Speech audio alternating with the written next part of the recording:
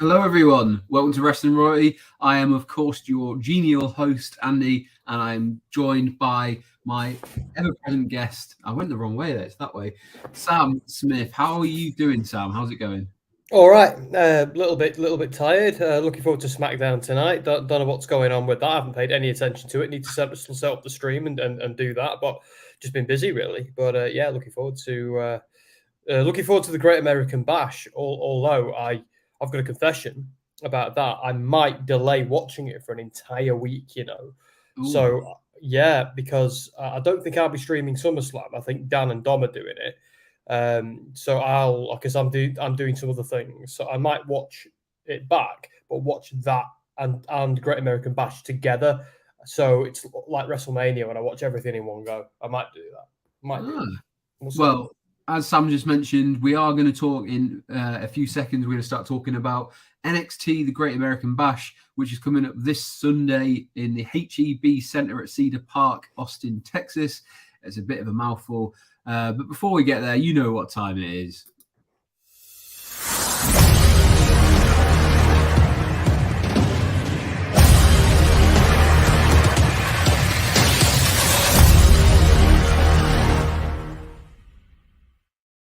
I'm not sure I like the little bit of a skip that was in there, but never mind. I didn't notice. I didn't notice. Must be your internet. Yeah, your internet. It wouldn't surprise me. As I was telling Sam before I came on, it has been a bit of a day for myself. It's been, one of those days where you wake up and it just doesn't feel right from the off. I was all bunged up. I felt achy everywhere. I went out and ran a 10K and I didn't get the time I wanted and I felt awful like going around it. Work was work and just to top it off, just to really kind of make it just, one of those days. You might notice I've had a shave where I've kind of taken it down to stubble because my wife will never allow me to be clean shaven. Really? But I've kept enough. But unfortunately, in doing so, my 5-month-old son did not take kindly to it. And the minute he saw me after I'd shaved, burst into hysterical tears, which I've seen on YouTube and found that hilarious before. Never thought it was a real thing. But yeah, unfortunately, I made my son cry today, which is never a good thing. So yeah, hopefully this stream is going to turn it around and talking about some NXT action is going to be what makes my day finish on a high. And I'm pinning more my hopes on it. So no pressure, Sam. There's a lot to try and get us through tonight. But I'm very excited to be talking about NXT, the Great American Bash, because as you might have seen, WrestleSphere had a bit of an exclusive. Went up late yesterday or early hours this morning, and it's been picked up by some quite big outlets in the media in the wrestling industry. So really cool to see that going a little bit viral. And you know what? Because I'm that way. I'm going to play a little bit of a clip toward the end of this. Ooh. As well, because let's see if I've managed to make it work. I'll play a little bit of a clip of the interview with Ilya Dragunov, who was fantastic to interview. Really passionate, really thoughtful answers that he gives. He comes across very well, and he comes across pretty much how he comes across on screen. He's a very intense guy, but really great answers, and some interesting little bits and pieces that came out from that interview. So I am going to put that up towards the end when we just before we start talking about that match. And of course, I have started at slide 8 because why wouldn't I? Let's go back to the beginning. As I said, today we're going to be talking about NXT, the Great American Bash, and it's coming live from the HEB Center at Cedar Park, and that is in Austin, Texas. The Americans do love a bit of a strange title for their arenas. What's the strangest one that you remember that they've been in? What is it? Oh, there was one that blew my mind, but I've completely forgotten it. Some of them just. Oh, which one is it? I'm sorry. Oh, you should have asked me. You should have asked me off stream. I would have Googled it and figured it out. One that I always remember is there's one in New Orleans called the Smoothie King Center. That's it. Yeah, that one does my head in. Yeah, because I get when it's like the Mercedes-Benz like Superdome or whatever, but see, that one does my head in as well. That like they're all stupid. They all just sound bloody stupid. I get the reason why you do it, guys, but same in this country as well. Like they all just sound stupid. Give them a cool name. Don't name them after your sponsor. It's just so pathetic. It just I hate it. Sorry. They must get a decent amount of money for it, though. Like I don't I can't be care. too mad at them. Like if it's what keeps the doors open, then fair enough. No, what keeps the door open is the constant stream of talent on the stage and in the ring, and wherever else they might be. That's what keeps the doors open. Oh, right. You know, you could point. I nearly said something very rude then, but I won't.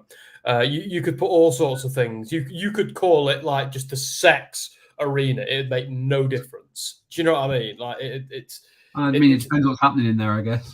Yeah, that's true. But yeah, I hate it. It doesn't matter. And again, this is a guy who's worked in marketing like for so long, and even I hate it. But maybe that's why. Maybe it's just crap. Well, it's good marketing. It's just so unimaginative and just shamefully capitalist. I don't know. I just don't like it. Well, you know, whatever you think of the name of the arena that they're going to be coming from, that's one thing. But what I can say is there are 7 matches on this card, and it's looking like an absolute banger of a premium live event. I think we call them premium live events for NXT as well, or just live events. Yeah, for WWE, that's the terminology we have to use to keep the WWE happy. So yeah, I was the only thing I wasn't sure about is does that extend to NXT, or are they called something different, or is that a main roster thing? I've been corrected. I won't say by whom. In the past 12 months for using the word pay-per-view in front of the wrong people. So I'm fairly sure it's PLE across the board. And it wouldn't bloody surprise me if AEW start doing it as well at some point. Although it seems a bit of a WWE thing to do, changing the terminology, then rigorously enforcing it. AEW tend to be a little bit more punk rock with their terminology. No, fair. Well, we'll call it a premium live event just to stay on the safe side anyway. But yeah, it's looking like a great card. 7 matches. Titles on the line. There's a few gimmick matches in there as well. We're going to go into each of them separately, and we're going to cover off bits and pieces from throughout the night. And I'll give you a little bit of a shocking stat because you can see him lurking in the background there. Someone who doesn't have a match but is featured on that poster is Mr. Bron Breakker. I'll let you have a guess. How many pay-per-views, or sorry, I just did it straight away. How many premium live events has Bron Breakker been on since he last wasn't on the card at all in a row? If that makes sense. How many PLEs has it been since he's not been on an NXT PLE? I'd say all of them. So I don't know what the number is, but I'm fairly maybe not all of them, but it's got to be close to all of them. Well, it's been 7 PLEs in a row that he's been on. So we have to go all the way back to August 2022. We go back to August 22nd, 2021, which was NXT Takeover 36. The last time NXT had a takeover show was the last time that Bron Breakker did not feature on the card at all. And for the vast majority of the ones he has been on, he's also been the main event. But he finds himself without a match on this card. So basically, it's since NXT 2.0, he's been the guy, or at least one of the guys, 100%. That would be a good way to surmise, yes. Yeah, because it's like he was Mr. NXT 2.0 with the colourful stuff and all of that, and that kind of felt a little bit outdated when we got to NXT 3.0, which that's what I call it. It's black and gold. Yeah, well, I call it 3.0 because NXT 2.0 is dead. They went back to a black and gold meets 2.0 era, and numerically, all I can think of I know they don't want to call it anything. It's just NXT, but it's NXT 3.0. It's the other two have had a baby, so 1 and 2 have had a baby, and it's made 3. So there we are. That's how. And you know what? I'm much more of a fan of 3.0 than I was of 2.0. So the Shawn Michaels. The Shawn Michaels era I'm into. It's like a halfway in between the black and gold and the 2.0 era. And it's probably a bit of a sweet spot, to be honest, because it is a development and developmental brand. And there is an area and a kind of time and place for gimmicks to be tried out. And this is probably the best way. But you also, these days, get some pretty decent matches as well. So We had a little bit of a sort of wobbly time, I think, when it was purely developmental, purely cringy gimmicks and things. So they've come a long way. They still need to go further, though, don't they, Chase University? And yes, Andy, I'm still angry at them. I still want them to disappear. Thea Hale, I'm sure, I know she's good in the ring because I've watched her matches, but do you know what she's better at? Her matches are better when she's on mute. And the minute she starts talking, I race for the mute button. We'll get there. Hold your tongue on slander or Thea Hale. I'm sure she's a lovely person, and she's a talented wrestler. I don't ever want to hear her speak for the rest of my life. But anyway, I'll secure this. We'll come back. We'll circle back to your controversial comments when we get to that match. But we'll start with the one that's been confirmed as it is going to start this PLE. It is going to start the Great American Bash, and this is a 8-person mixed tag match. So I had to look up a little bit because I must admit this is a storyline I'm not that invested in. It's something not quite clicking with me. I don't know. Like, I like Noam Dar in the ring. I find the stuff he does with the Heritage Cup a little bit too cringy for me and a little bit too weird. But I will go through the names of who it is. So as you can see on the bottom row, we've got Dragon Lee, we've got Nathan Fraser, we've got Yulisa Leon and Valentina Feroz. And they're going to be taking on the team that is known as Metaphor. Do you get it? Metaphor. Look, I'm not gonna lie to you. I fast forward a lot of NXT sometimes. Yeah. I watch all the matches, but I fast forward a lot of the high school Saved by the Bell stuff that they do backstage because I can't do it. So it's the first time I've actually heard Metaphor, and I kind of like it. I'm just gonna open that window. They do carry on. So I do like Metaphor. It is clever in terms of calling in terms of calling a whole roster or team of people, and that team does consist of, as I said, Noam Dar. You can see him front left. You've got Oro Mensah on the left, and then if you go to the right of Noam Dar, you've got Lash Legend, and you've got Jack Rod Jackson as well. So you've got an 8-person tag match here. And it has been confirmed it's going to open the show as well. So personally, I'm not that bothered on this one. I think it could be a bit messy. I presume what they're trying to do is introduce some new characters while having it surrounded with the Heritage Cup. And I just feel like this is a bit of a dead end for, in particular, Dragon Lee to be in and potentially Nathan Fraser. But I get Nathan Fraser and Noam Dar have a little bit of history, and they've got some loose ends to tie up in terms of a rematch to the Heritage Cup because Oro Mensah was actually the one who defended the Heritage Cup on behalf of Noam Dar, and it kind of backfired with Nathan Fraser winning. So I get that's yet to come. What I'm not a massive fan of is Dragon Lee being put into this because it just feels like we should be moving him away and showcasing him a little bit more outside of this. What I can only explain is a bit of a mess all around. Initial thoughts on this one? I know you might not be a little bit au fait with this particular storyline, but what's your initial impression, Sam? I've seen some stuff like when Noam. I don't fast forward anything Noam Dar does, by the way, because I think Noam Dar is I could watch an hour and a half of just Noam Dar, so that's great. I'm a little bit the bringing back the Heritage Cup thing is cool, but it's made me miss the NXT United Kingdom Championship. Right. And it's just really highlighted to me, like, where the hell is NXT Europe?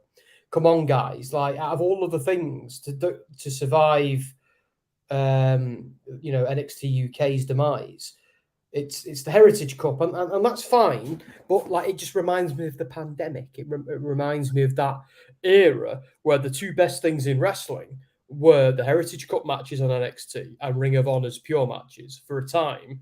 Where WWE was giving us the Thunderdome, AEW was giving us constant Daily's Place because none of them had a choice.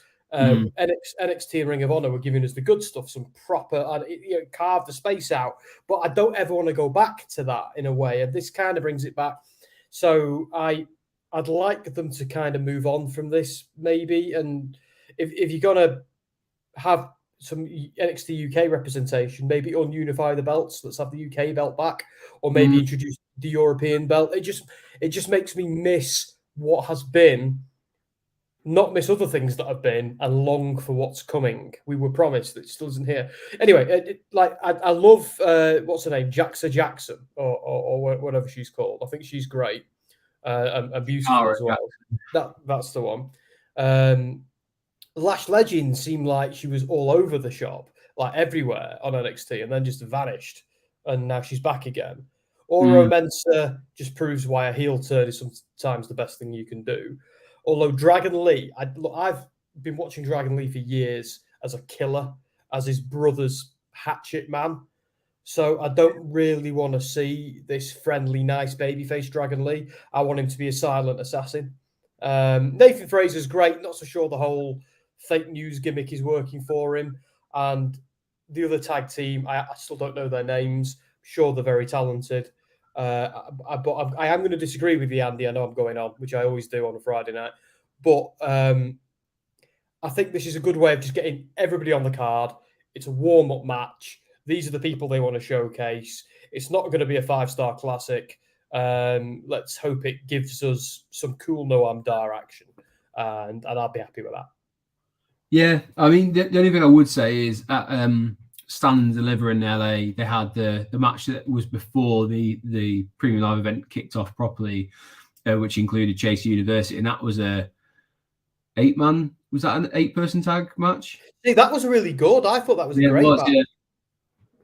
Yeah, but I don't know if that was more because there was for me, it was more captivating that storyline of like, is going to turn, and they kind of had that whole thing of like there was some jeopardy behind it. Whereas here, it's just like a case of you kind of been feuding while Noam Dar's been sat in a wheelchair pretending to get out of it and stuff. It just feels a bit like, what are we doing here, guys? You've got some really talented people in this match, but it just feels a little bit messy for me.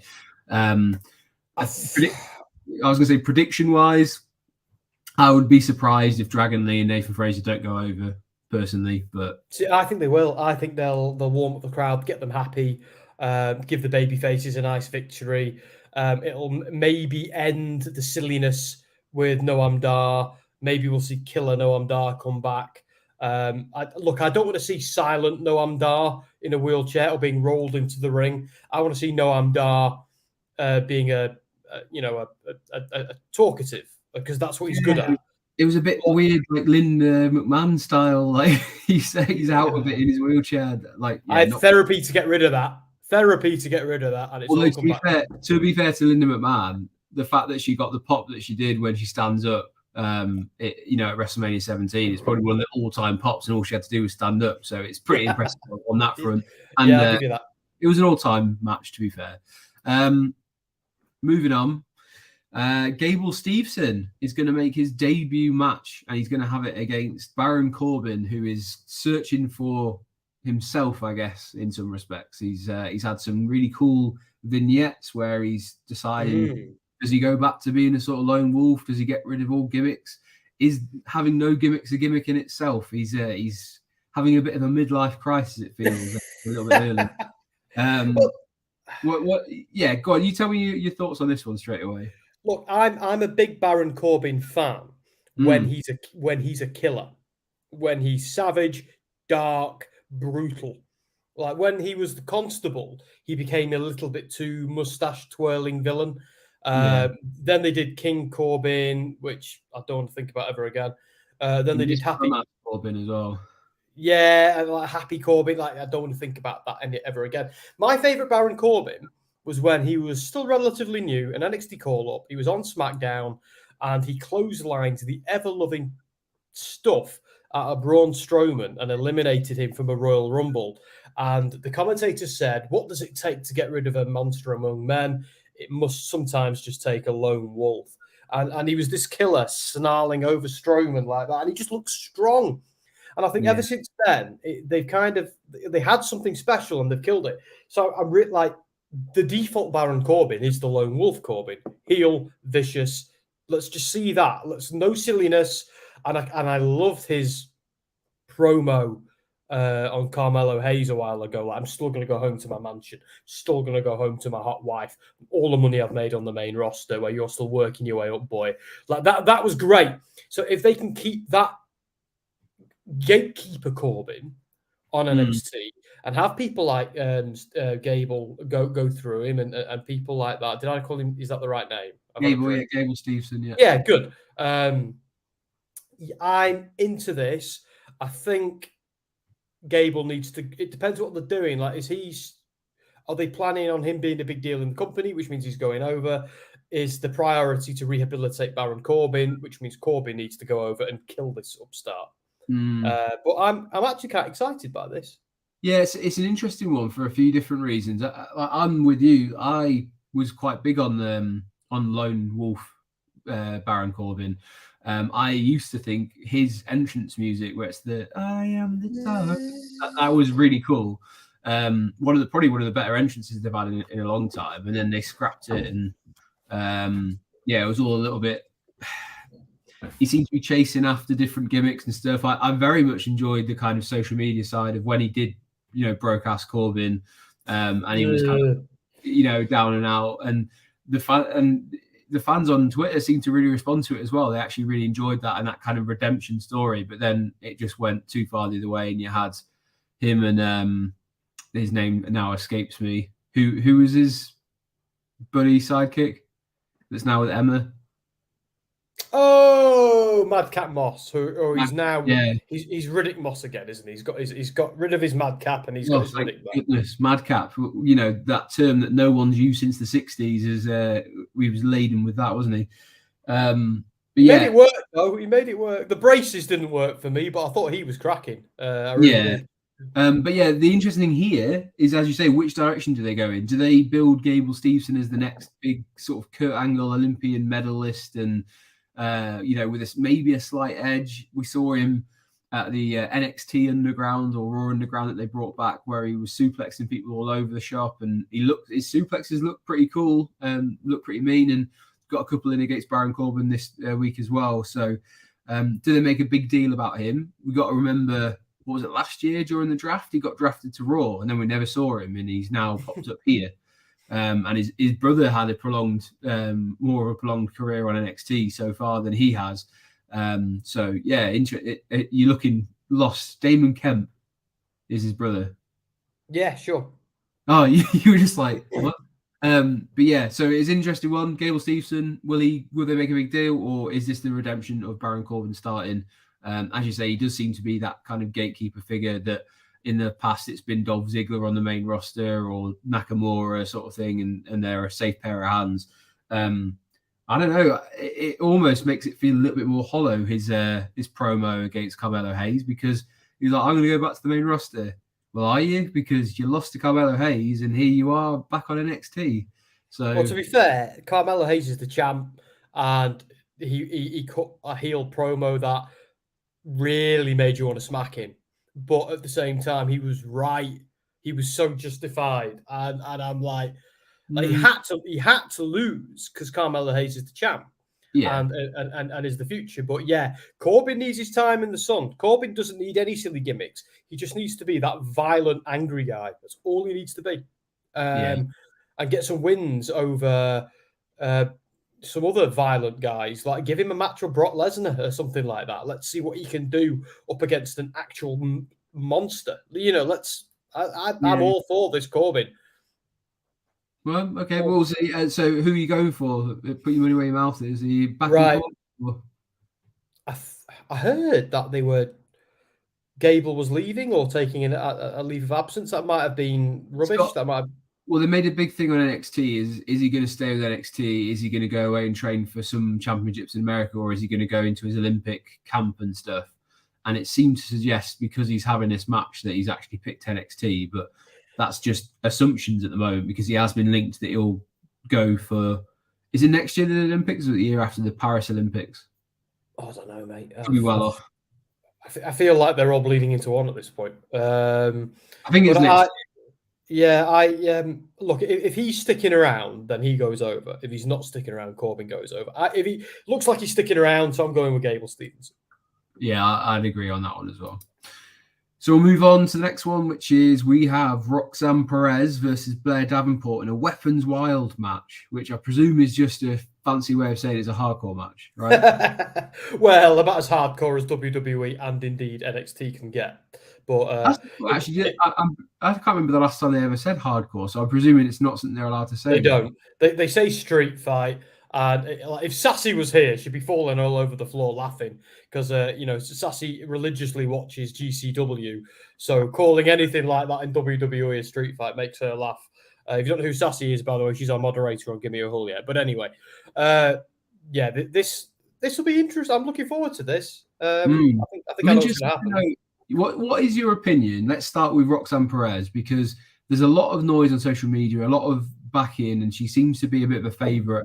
In the sense of like Liv Morgan's has always been a favorite and Sasha Banks has been a favorite, and it seems to be that kind of crowd is very much behind Roxanne Perez. Do you buy into the hype, or is there something missing for you, or what are you thinking when it comes to Roxanne Perez and her future? I think she's great. I've been a fan of hers since Ring of Honor when she was Roxy.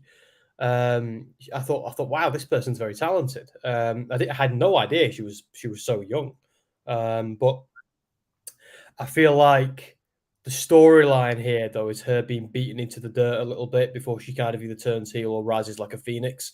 So my prediction is Blair Davenport goes over and absolutely annihilates her because she really needs to look strong. Like this gimmick of her, I've been person stalking everyone and attacking them at the car park, I don't think has quite come off because we've seen it before. You know what I mean? She just needs again. She's one of these who's best with a mic in her hand, being vicious and cutting savage promos and beating up fools in the ring. So I think Roxanne Perez needs to be a sacrificial lamb here. And that gives her the motivation then to climb back up and for her to snap, perhaps either turn heel or go a bit crazy herself. She might do it in the match and then score the win. But I think Davenport, I can't believe flipping, what's her name? What's her real name? Who, Blair Davenport? What's her? Yeah, what's her real name? Because Blair Davenport. Davenport is what your grandma has in her bedroom. She was Blair. I'm check now. It's all good. It's one of them WWE names that I'm struggling with. B Priestley was what she was. B Priestley. Yeah, because I've been watching her for the better part of a decade as B Priestley. So yeah. when she's Blair Davenport, it's like I struggle with it in my mouth. They need to do something with her. She needs to be a killer, and the only way they can do that is have her squash a bit of a geek. That's an interesting one though, because the last 2 weeks you've seen, and obviously this feeds into a wider story that Booker T has been Roxanne Perez's mentor for a long time. Yes. I believe she trained at his school, and that's where that kind of relationship started. She's been on his promotion. You saw 2 weeks ago that they were talking, and he was giving her a bit of a pep talk, saying like, you need to harden up, you need to kind of like, this girl is out to get you, and if you don't stop it, then you'll be forever trodden on. And then this week, I thought it was a really great throwback because they did the supermarket attack, and anyone who's a wrestling fan of a certain age will vividly remember Stone Cold and Booker T, and Booker T getting kicked around a supermarket and pizza smashed over his head, milk poured everywhere. If you haven't seen it, you just YouTube Booker T supermarket fight. Are you going to say it or am I going to say it? You go for it. Can I get a price check on a jackass? I don't know if you're going to do that one, or you're going to do the when the moon reaches the sky like a bigger pizza pie, and he just smashed it over his head. I miss the Attitude Era post-invasion. I really do. That shot of Stone Cold, by the way, after Booker T's thrown him into the fridge, and he just comes out and he's just got like beer or milk or something like pouring down him. It's fantastic. But there was a bit of a callback, and it was kind of cool to see that Roxanne Perez, who's obviously mentors Booker T, getting the upper hand and kind of throwing some sort of witty one-liners around. So that was cool. So she is starting to kind of fight back, but I wholeheartedly agree with you. I think Blair Davenport is actually a brilliant wrestler. Anyone who's seen her, whether it's in Japan or on the indie scene or elsewhere, I think she's also been. She's one of the ones who's been on AEW in the early days as well, like very early on. So check that out.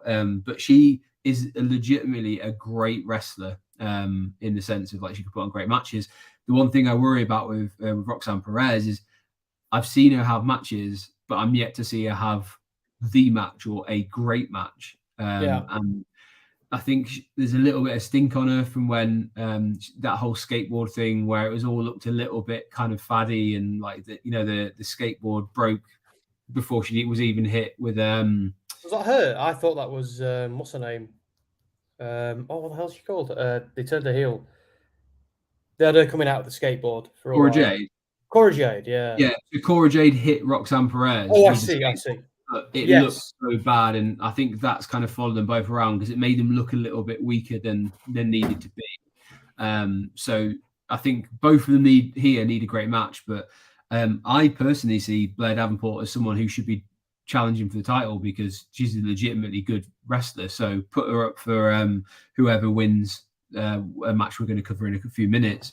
I think she'd be great, and she's got a great look. She's great in the ring, great talker, as you said. So I'll be happy to see her move on from this after absolutely destroying Roxanne Perez, and then Roxanne can try and rebuild herself and get her confidence back, etc., and then build back into being a champion that she had to give up. So I presume you're going for Blair here. Yeah, 100%. Again, like you've kind of made me doubt myself now with all of that, but yeah, I think so. I'm going Blair there as well because I just think it makes more sense. But it'd be cool to see what they do in a Weapons Wild match. But anyway, let's move on. We've got a NXT Tag Team Championship match with the current champions are Gallus, Wolfgang, and Mark Coffey, and you've always got Joe Coffey lurking in the background somewhere as well. Versus the Family, and individually you might know them as Tony D'Angelo on the left and Channing Stacks Lorenzo on the right. This has been a bit of a long-term brewing thing. We've had some. This would be interesting to see where you fit because this is a bit of a gimmicky one for the Family. You've got Tony D'Angelo, who's this mafia boss who's been in prison and seemingly set up by Joe Coffey and the Gallus boys. What do you think of this gimmick, this storyline? Are you a fan or not? Look, I'm not a fan. The only reason I'd be failing this so hard if I wasn't such a Sopranos fan. But because I am, I do appreciate all the references specifically to the Sopranos that Tony D'Angelo does. Like he actually name drops characters. Like he name dropped my friend Hesh, which is like basically the leader of the Jewish mob in the Sopranos, who's good friends with Tony, and they do a lot of business together. He's name dropped my uncle Paulie and stuff like that. So I'm I love Tony D'Angelo for that, but I do think this is a really, really silly gimmick, especially since Tony D is kind of now is the de facto babyface in this whole story. Because Gallus are definitely the heels because they're the mean Scottish guys, no other reason. And they've been teasing a Stacks heel turn for weeks and weeks and weeks. Yeah. Has he got him out of prison? Did he see Dom in there, by the way? Dom Mysterio. He got him out of prison. And has he done that? Like I kind of thinking he's going to try and take over the Family. And it's like, look, if you are this mafioso boss, and they've talked about, we've got this going on at the docks, and they've apparently whacked somebody who now works for AEW. If you are this, why are you taking part in NXT? Why are you here? It's almost like the Repo Man gimmicks and all of that from the 90s and the 80s. So I get it if the storyline was they're the mafia and they're trying to make people throw matches in NXT and take over the card because they're betting on it and stuff like that. I feel like that would be a really cool storyline, because then you're actually, lol, we're making wrestling predetermined. You know, that would be great. But this is just, I don't get what it is. I'm not feeling the mafioso gimmick apart from the references. Stacks, hurry up and turn heel. Or is Tony D going to turn on Stacks? I don't know what's going to happen here, but I think Gallus have been quite boring champions. I'm a big fan of them as a stable. I enjoyed them more in NXT UK though than I did in NXT. I don't know if that's symptomatic of something, but there we are. I think Gallus will retain, because I think the two Italian stallions are going to implode. Fair enough. It's very difficult to disagree with you on pretty much every point there, because it definitely feels like it's geared towards the family breakup and someone's going to turn on someone and it'll cost them that way. Or maybe they use this as a way to introduce another member of the family. That is the only kind of wrinkle potentially. But Gallus seem to be, they're not really setting the world alight. The tag team division seems to have really slowed down in NXT, which is not normally the case. They're normally quite heavy laden with tag teams in the tag team division. So I see this as a Gallus victory again, but definitely in need of stacking up that NXT tag team division a little bit more for the first time in a little while. And I don't want to see teams thrown together. I'd like to see some natural teams kind of to go at it. And they've had those kind of back burner ones where some of the tag teams have fought each other to see, like within each other to see, who's the toughest, and we'll bond over this, etc. I hate it when they do that. We're best mates, but we're going to kick the ever-loving stuff out of each other. It's all right if it's a competitive, like wrestling-y match. That works really, really well. But when they start super kicking each other and smacking and punching each other, it's like, right, well, now you're fighting, and you can't do that with your friends. A match is a match, but when there's certain moves you can't be mates after a match when you've done when you've tombstone pile drived somebody from the table. That's weird. I was thinking the exact same move. I was like, you couldn't be a friend with someone if they pile drived you. Like exactly, you know what I mean? It's too far. Weird that we both thought that was the move. That's the one. That's the deal breaker. Pile drive me, and we're done. It's because Taker and Kane used to do it to each other, and it was like, in trying to kill each other. Kill each other. But that's why it's a vicious move that's been banned in multiple states. That's probably why. Or completely if you're in WWE, but unless you see CM Punk, and then you get special dispensation to do it. Next, and from one jailbird to another, you allude to him before. We've got Dominic Mysterio. By the way, very shockingly, we did the video on Dom last week on Dirty Dom, and it's become one of the most viewed videos on my channel. Really randomly. Oh wow! Good. A lot of people wanting some content on Dirty Dom, so we'll have a quick chat about him here. As you can see, he's the current North American champion, and has been happy to parade it around. And interestingly, I read a stat: he's the first person ever to have main evented Raw, SmackDown, and NXT in the same week. Wow! Last week, so kudos to Dom. He seems to be really getting over and finding his stride as. And if you want to hear us more or a bit more talk from us about Dirty Dom, go check out that video, which is our last live stream that we did last week. And we'll talk a little bit more here about the actual match he's going to have, which I have a couple of thoughts on, but I'm interested to hear Sam's. So here we have Dominic Mysterio versus Wesley, because I know you love that name, and Mustafa Ali as well. So Mustafa Ali still kicking around on NXT. And Wesley trying to get his title back. So obviously I'm going to ask you who you think is going to win, but what do you think of this match in general, triple threat for the North American Championship? The Wesley thing, I'll just address that. Look, you've got a guy called Desmond Xavier, coolest name ever, like Professor X gimmick, Professor X reference in there. As well. It's just he was so good, and you change his name to Wesley, the guy whose lunch money you have to take because he's called Wesley. No, it's not Wesley. It's Wes Break Lee. No, but when you say that together, it's Wesley. when you say that, I'm sorry, like you say that, it's like Wesley. You can't have Wesley and not have the association with Wesley, who is the guy he's called Wesley. So you don't have a choice. You have to wedgie him and take his lunch money. Doesn't matter who he is, or anything at all. He's I called. would love to see you try and wedgie this Wesley. Well, yeah. Anyway, I'd prefer to interview him, but I'm more like WWE. What are you doing? You've basically given the name, like the modern day equivalent of Walter the Softy's name, to a guy you want to push. It's like, what are they doing? By the way, yes. Yeah, I'm 36 this year. Yeah, don't rub it. But yeah, look, I'm a bit bored of Desmond Xavier as champion. I think he's an insanely talented athlete. I just think he was a little bit too much of a shucks babyface without much edge. His matches were phenomenal, but when he wasn't in the ring, I didn't care. Mustafa Ali, I think he's great on any day of the week. But here's the thing: I've got Mustafa Ali is a main roster guy. Dominic Mysterio is a main roster guy. I know they're currently on NXT and Dom's everywhere, but neither of them can hold this for long.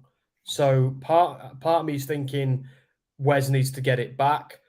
But again, like, I think Dom retains here because I think the storyline is him holding it for a little while longer. I think he'll lose it on an episode of NXT because the whole him holding a belt is pressure on Balor. So I doubt they're going to take it off and get rid of that pressure a week before that pressure reaches boiling point for Balor. So I think Mysterio retains.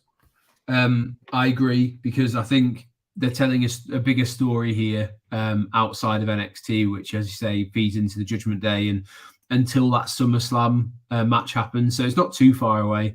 One thing I would like to see, rather than Dominic lose it on NXT, I'd like to see him defend it on Raw against Wes in an actual one-on-one match. Showcases Wesley on his own, and it gets him some main roster shine as well. And then it can kind of feed into people laughing at Dom because that's what people want to do. You know, you want to see the heel fail. And if he's parading it around on Raw, then let him lose it on Raw or SmackDown as well. So yeah. Personally, I think it would play better into his character if it was a loss on a bigger stage. I mean, hey, if you want to add a North American Championship match one-on-one at SummerSlam, there's an idea, yeah. I would love to see that as well because Dom's on fire at the moment. So give him that, and I'm sure it will go a long way. I think this is going to be one of those matches where Wes and Mustafa get in each other's way, and it ends up being that the chicken S heel manages to kind of creep his way in and steal through the back door. And that's what she said. So, and yes, of course, Rhea Ripley will be there. So I have no doubts that Rhea will have some sort of impact on it as well. But I also think Dominic Mysterio will be winning here. I think this will be a great match, by the way. I think the only thing that will beat it is the main event, and that's only because of the two people who are in it. But I firmly see this as a potential to steal the show. I think these three could put on an absolute clinic. This is like, to me, feels like a proper cruiserweight style WCW match where you used to have like the Eddie Guerrero and Rey Mysterio, and they're all very quick, very athletic guys. So this could be an absolute banger.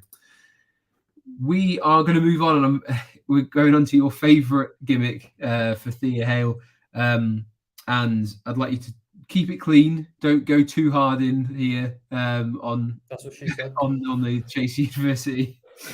But we have a submission match. So I'm presuming when we say submission match, this is just a whoever submits first rather than it being the submission Iron Man where it's whoever has the most submissions by the end of the match. I don't know if presumably it's just a normal match. You can only win by submission. Right. Okay then. I think they haven't been 100% on that, but I think it's just a sort of no pinfalls, no DQs. It's only a submission. But we have the champion Tiffany Stratton versus Thea Hale of Sam's favourite Chase University gimmick. Go on then. I'll set you loose. What's your thoughts? So I'm just gonna drink this so I can punctuate my sentence. I can go full on Bond villain now. Right. Right. Yeah. Jack, if you're there, that was for you. Right. Yeah. Look, I can't deal with the whole. What's her gimmick? Is it that she has ADHD? Is that the gimmick? I don't. Is she just keen? Is she just? I don't like it. It's. I think. Look, no disrespect to her. She's a very talented athlete. She's a very likable person. I can see why certain parts of the audience are going to absolutely eat up this gimmick and love her and get behind her. She is, but to me, it's. I can't do it. I don't know, and I really want Tiffany Stratton to annihilate her. I really want Thea to.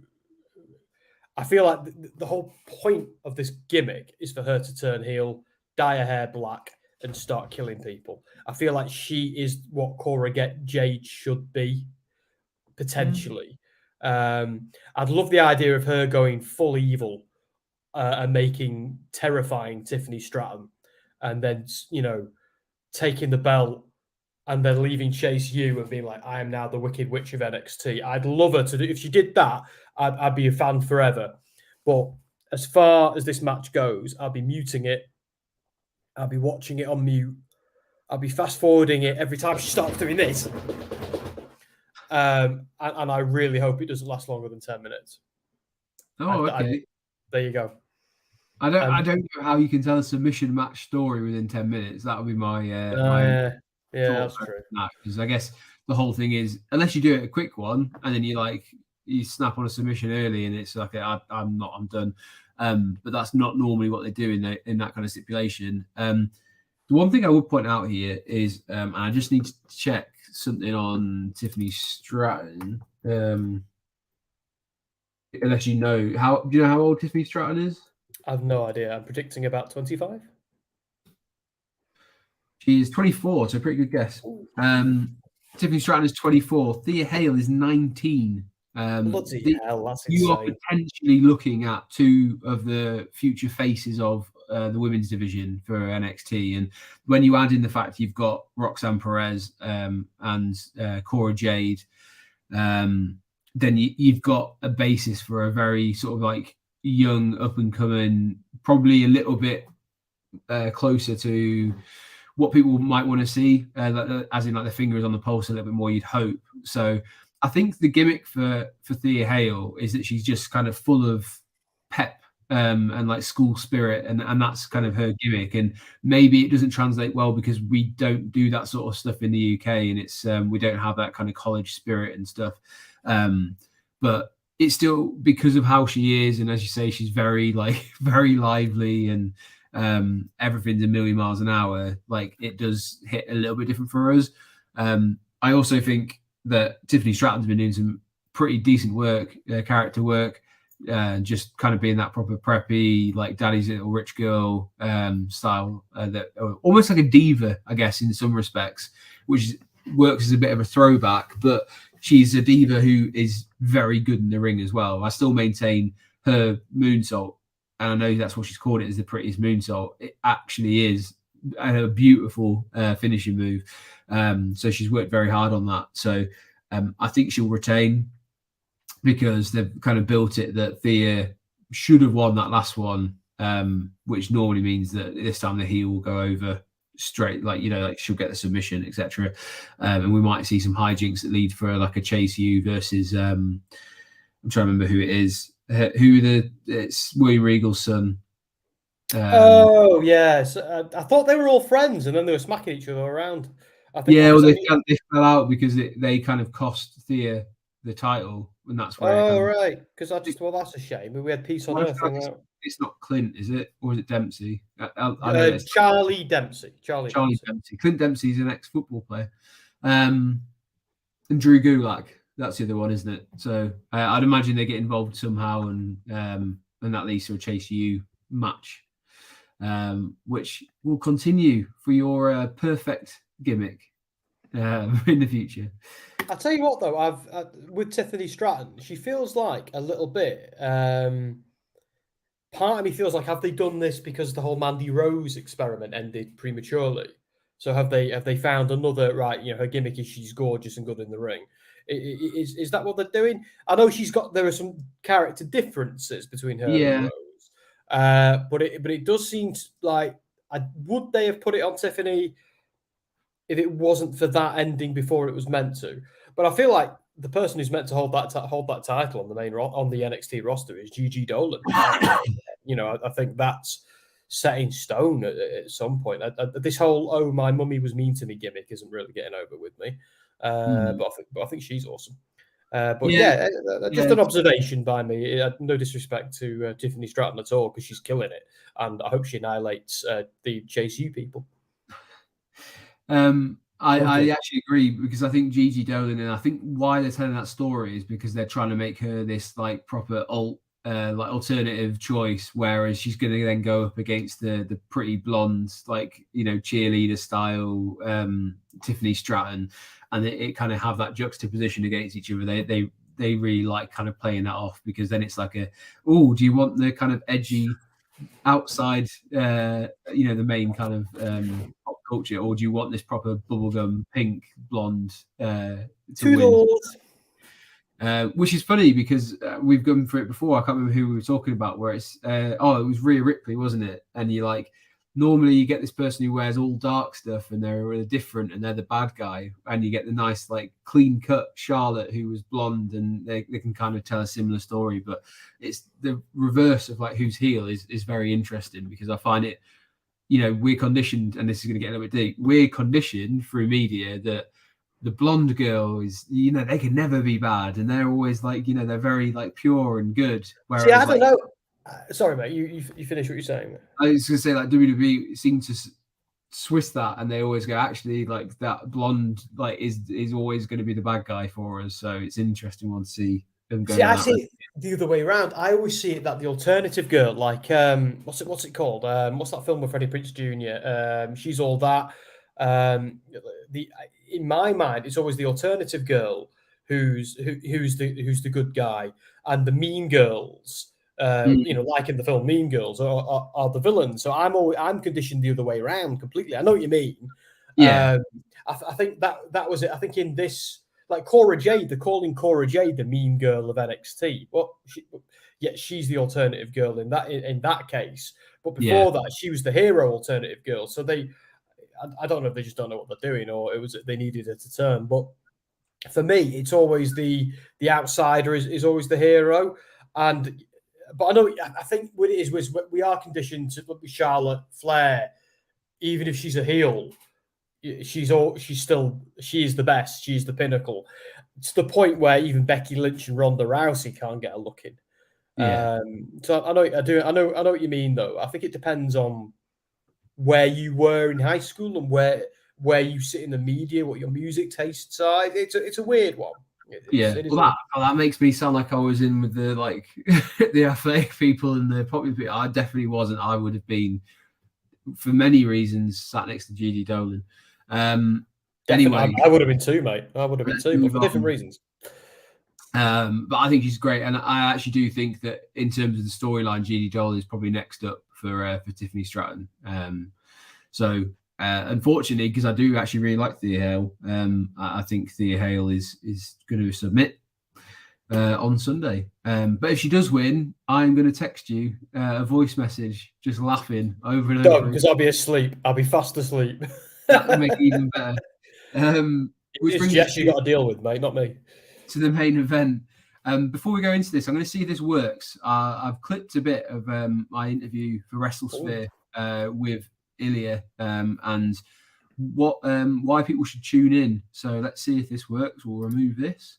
I hope so. We'll go on this, I think, and then.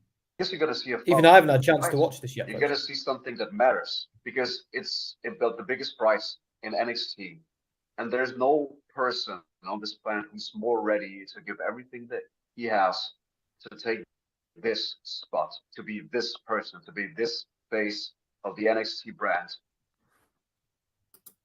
So you heard it from himself there. That was cool, actually. I'm glad that worked.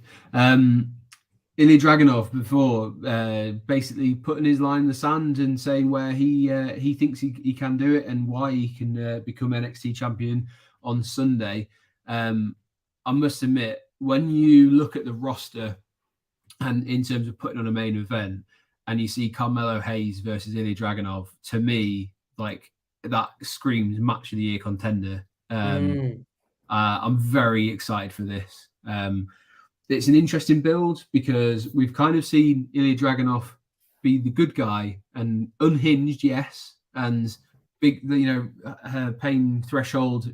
So, yeah, really interested to see how they go down this one because it's the first time you started to see him be a little bit of a heel. So, yeah, great. Sorry, I've just noticed while I was talking there, Tom's joined us, just recorded an interview twice because my laptop died towards the end. Oh, what an absolute nightmare. What's the most annoying thing that's happened to you both whilst interviewing? We'll cover that, Tom. We will, I promise to cover that because that's a good question. After we just round off, because we're on the main event of NXT Great American Bash, I promise we'll cover that just after this as a good way to kind of finish. So, do you agree? Is this a dream match? Is this for NXT? Is this the kind of the best that they possibly could have put out as a main event right now?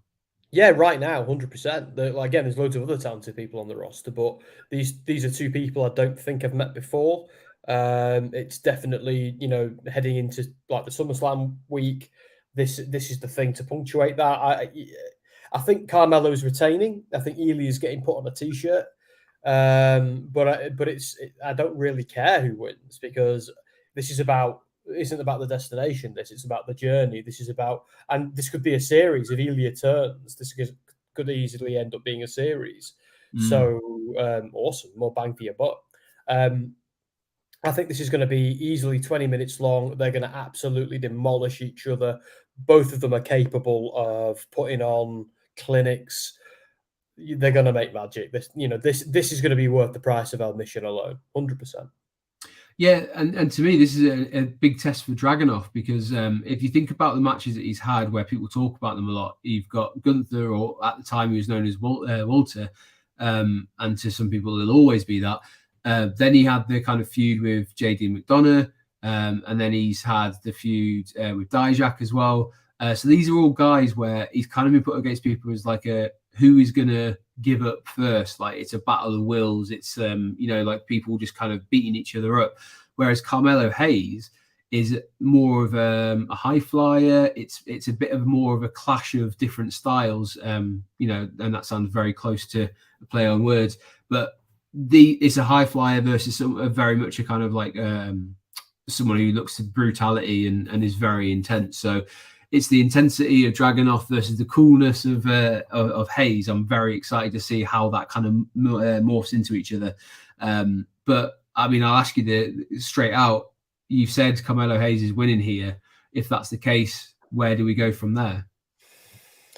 I think you could have a moment where Ilya just becomes like we had like super unhinged Ilya on NXT UK, if you remember. Like he didn't really use words; he just killed everyone. Yeah, yeah. I think Sam Gradwell wound him up to that point as well. And trust me when I say people from Blackpool can do that to you. I was born in Blackpool, so yeah. I think Ilya maybe costs himself by becoming too aggressive, and Carmelo stays calm and collected and puts him down that way, which makes Dragunov go even crazier. Maybe attacks him on Raw next week, and then we get a series perhaps. But yeah, they could. I feel like there's a few people conspicuous by their absence, like Bron Breakker and people like that. There's a lot going on, but yeah, I think this is a series. I don't think this is a one and done. I think Dragunov gets put on a t-shirt, and Carmelo's, even as a babyface, his braggadocious style with Trick coming out and giving it this on the mic. On the mic, I think Trick is going to talk too much and end up getting absolutely killed by Dragunov, and might be the thing that sparks a rematch, perhaps. Because Trick exists to be a punching bag and a hype man. I must admit, it's one of my favorite like little nuances that they introduced. Is that what you talked about in NXT UK? Because Dragunov had kind of spiraled after losing his match to Volta, and he almost had PTSD. And it was if anyone would ever chop or slap him, he would just lose his mind. It was awesome. And I remember the Sam Grennan one. He did it on the back of his neck, didn't he? And he completely flipped out. And it was any time someone would hit him on the back, he would just that was it. So I wouldn't be against them kind of having a bit of a callback to it. It's just whether it would be lost a little bit in translation of how many people actually watch NXT UK. But I would like to see that addressed somehow, because he went from being like absolutely crazed to I'm kind of back to being normal again quite quickly. So it was about his son, wasn't it? He thought of his son, didn't he? I think was that the story? He thought of his son. I can't remember. Yeah, he has to kind of. Is it Constantine? Constantine, yeah. So yeah, it'd be interesting to see. But I agree. I'm going to go with Hayes is going to win this, because it feels like his reign, it would be too short if they were to pass the title on now. The only thing I would change my mind on that is if Hayes is imminently being called up, but I don't think that's the case. And there's a lot of people who have been called up recently that are still kicking their heels a little bit. Also, sorry, mate, go on. Sorry. No, I finished. I was also, like, Trick needs to turn on Carmelo at some point. Like that's surely where this is all going. You can't be friends in wrestling. You've got to turn on each other after a big win. Trick turning on Melo has to happen eventually. I think Dragunov's going to end up murdering Trick for a bit, but then I do think Trick needs to eventually turn on Melo, and that be the feud. I don't think he's the guy to take the title off him, but when Melo goes to the main roster, he's not coming with Trick, is he? So at least I don't think he is. He could. There's potential. But I feel like I've been waiting for that to happen ever since they started their partnership. I expected it to happen after Mania. I was waiting for it, and then it never did. But we'll see. Yeah. So yeah, that's NXT Great American Bash. We will answer Tom's question because I thought it was a pretty cool one. I'll let you start there. What's the most annoying thing that's happened to you whilst interviewing? Anthony Naylor. No, I'm joking. He's never. I've been on streams and Ant's been sending me some like naughty stuff. Do that, like stroke his face or do that. But he's never done it on an interview. He's only ever done it on streams.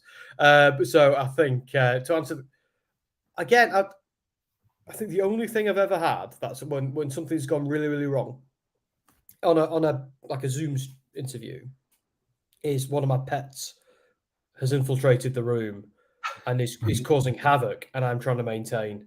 Like it's usually one of my cat Archie or our smallest dog Finley. Finley will bang open that door. If you ever see that door swing open or you hear bang on my side, it's because Finley is banging on it, and that is so annoying. If I'm in here, he doesn't so much do it in the upstairs office because I can just shut one of the doors and I'm cut off from the rest of the house, but. In here, he knows if he hits that door hard enough, he can get it. Because we feed the cats over there, so he knows the cat food might be there and he'll try and get to it. Or he'll be missing me and he'll bang open that door because he doesn't want to be with Jess for whatever reason. He's a daddy's boy.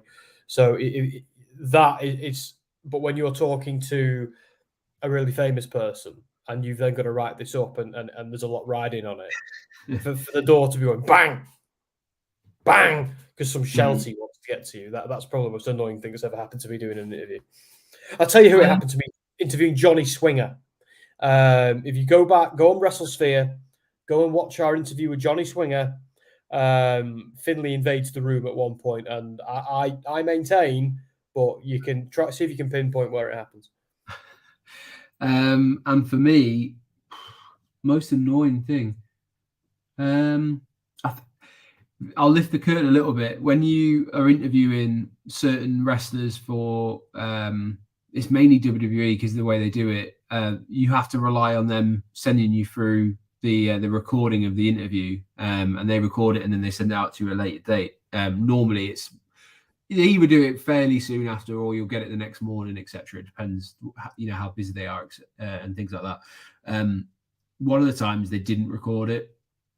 And luckily, I'd kept some notes because it was early on in the pandemic. And I was like, I don't think I've been on too many calls and just want to kind of cover myself. But I didn't get as many of the quotes out, and I think I'd had a really good interview with someone like Drew McIntyre, and then I was like, there's so much more I could have included into this article, and then because the recording wasn't sent through or it was faulty or something, unfortunately didn't get a chance to send it out.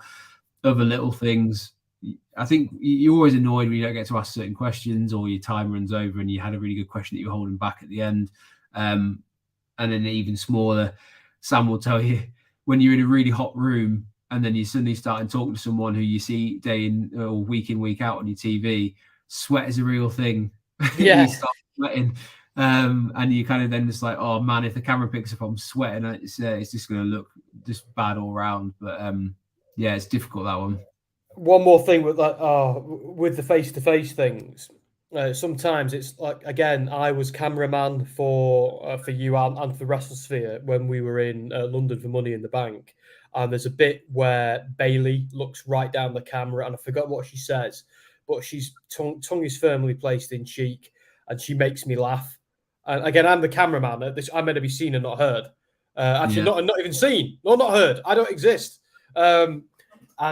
But someone like Bailey, who's got this comic timing absolutely down, and looks you in the eye and says something just deadpan.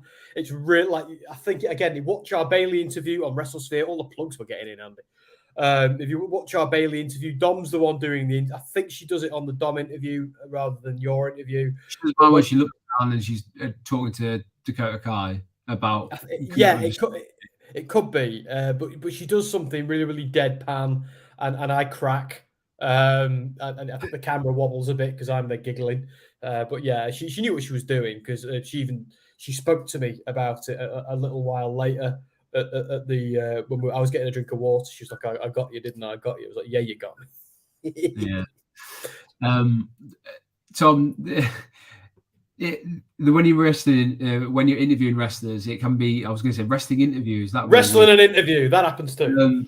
If you're interviewing wrestlers, they're generally lovely people. It's just sometimes you get a little bit kind of like tied up in yourself, or like just even like down. You stumble over your words, and then it kind of knocks you a little bit. And it's one of those things. It's just practice, and you've got more than enough practice. Speaking to us, just remember that they're exactly the same. They're people. The one thing I will say, and it's reminding me of a story in where was it? New Orleans, and I was doing the WrestleMania press stuff. And one of the people at the time who was very big, who came in for NXT to be interviewed, was Velveteen Dream, who was in full Velveteen Dream gimmick. He sat down at the table. I asked him a question. He then said straight away, next question, and didn't answer my first question. And when I asked him my second question, he then started answering the first question and really like messed with my head because I had no idea what was going on at this point. To which 3 people at the table got up and left and refused to interview him because they didn't want any part of that because he was just being God's sake, all over the shop. So it happens. You can get some people do it full gimmick, and it can kind of be a little bit annoying because you have to decide what line of question you're going down quite quickly, and it can knock you for a little bit of a loop. But generally, the vast majority of people are pretty good about it and blur those lines very well. And I think they appreciate you just talking to you. So don't worry about that. You survived. I was going to say you survived Sami Callihan for WrestleSphere as well, didn't you? He gave you a hard time. Yeah, I thought it was over before it started because I didn't give him a good enough intro. So it's something I've worked on since. I try and give someone a little bit more of a big intro at the beginning. It would have eaten me alive. Mine's even, I never said even worse. There's nothing wrong with yours. But I think I can be a little bit flippy floppy at the beginning sometimes. I'm all right when I hit my stride, but it sometimes takes me a minute to kick into gear. So yeah, don't ever do that with Sami Callihan, Tom. If he's do someone else, do someone like who's really, really lovely. Johnny Swinger for your first one, because he'll ease you in like a warm bath where Sami Callihan will throw you in at the deep end and watch you drown. Santos Escobar, what an absolute gentleman he was. Oh, yeah. So there are people who are happy to kind of like help you out. And like honestly, I've never spoke to anyone who you could ask him a closed question and Santos Escobar could give you a 20-minute answer. It was very impressive. So there's plenty of good ones out there. Don't worry about that. So that brings us to the end of the stream. I am, of course, going to give Sam a little bit of time to talk about what he's got coming up, what he's got going on, anything he'd like to plug. I think he's mentioned a couple throughout, and then I will let you know where to find all the good stuff from Ilya Dragunov. I think we're on the same page with plugs tonight, mate. I think it's WrestleSphere. You want to watch me and Andy and Dom and a couple of guests as well. Do some interviews of wrestlers in AW, WWE, Ring of Honor, Impact. Get over to WrestleSphere because we are, we're in line now with everybody. If they're doing an interview, if some of the big boys are getting an interview now, we're getting it as well, which is great. We are again playing with the big boys now with WrestleSphere. We've hit a certain critical mass, which is great. Check that out because the past 2 weeks with WrestleSphere, I've just blown my mind with everything that's been going on. It's been amazing. That and Give Me a Whole Year is our podcast where we get to have some fun. I'll be covering SmackDown tonight live. We've got a few other plans in the works for Give Me a Whole Year. We'll reveal that when we know more. You want to join a wrestling community that has your back, and it's probably the nicest wrestling community you can be a part of. It's small, but the reason what's good about it is we know everybody in it. Like we know them, they know us. These are people who just stumbled on our videos on YouTube one day and are now essentially part of our lives in an interesting way. So if you're looking to join, make more friends in the world of wrestling all around the world, come and watch our streams because I guarantee you'll find some. That's what I'm learning recently about Give Me a Whole Year, which is our real strength. That's the thing people come back to us for. Okay, Andy, this is your show. Over to you.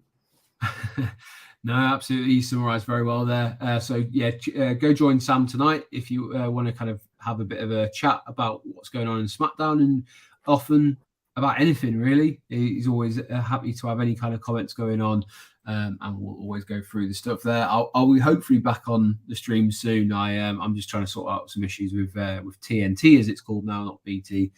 And I'll be back on with Sam, I'm sure, in the very near future. In terms of plugin, as Sam mentioned, and I mentioned at the top of the show, and even played you a little clip there as well, we've got an exclusive with Ilya Dragunov, which is live on WrestleSphere. It's on the YouTube channel. There's a feature that I put together, which I had good fun writing. That's on WrestleSphere's website as well. And then a completely different feature, but from the same interview on rushonrock.com, because apparently I have enough time to write 2 complete different features these days, which I don't know how I managed to pull that out, but somehow did. Such was my passion for how good that interview was. So it was really cool. Some of the quotes have already been picked up by Fightful. Wrestling Headlines, No DQ have already picked them up. So really cool to see that is getting out there. And great exposure for WrestleSphere, which is in its infancy but growing every day, which is great. And I think the site's looking great. There's some content from the likes of Leo Rush on Impact. So plenty of Impact stuff on there. NXT, there's all the WWE stuff from Money in the Bank is on there. So lots to cover, and I'm sure there'll be lots of AEW content coming up in the near future. While we're plugging WrestleSphere, and Andy, I forgot to say, there's a really cool interview coming up on WrestleSphere. One I did the other night, all about StarCast and the Premier Wrestling Network. Now, like they are doing something huge. And I think like this partnership between Premier Wrestling Network and StarCast, and something that they're planning on doing this year at StarCast could be massive for the entire industry.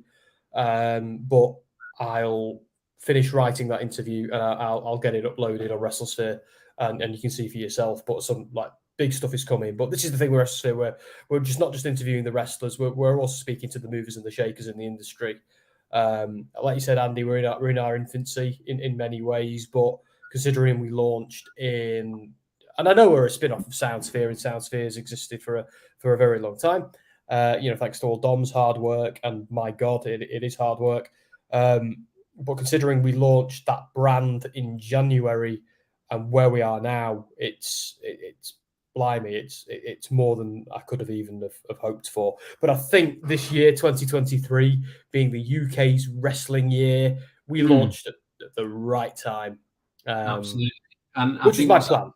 What Sam's kind of mentioned there, we've got AW All In coming up, and then not long after that, it's just been announced in the last couple of days, we're going to get an Impact tour. They are going to be going to Coventry, to was it Glasgow, and to Newcastle.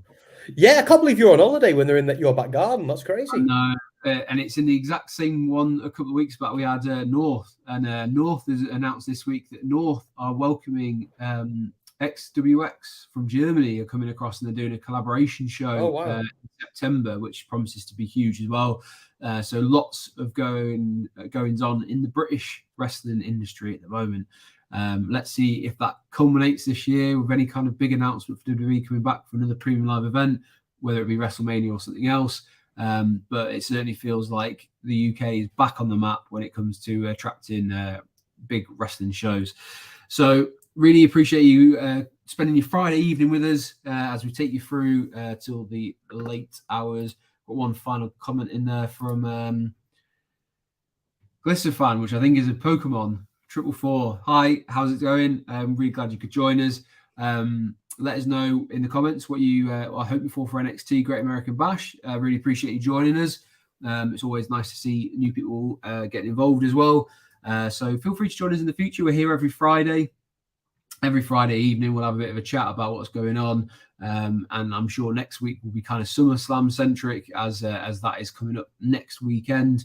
And it's a good chance to hear what people are hoping for from premium live events. Tonight's been NXT, the Great American Bash. I hope you all enjoy it. I hope you have a lovely weekend. I've been Andy. He's been Sam. And of course, this has been Wrestling Royalty.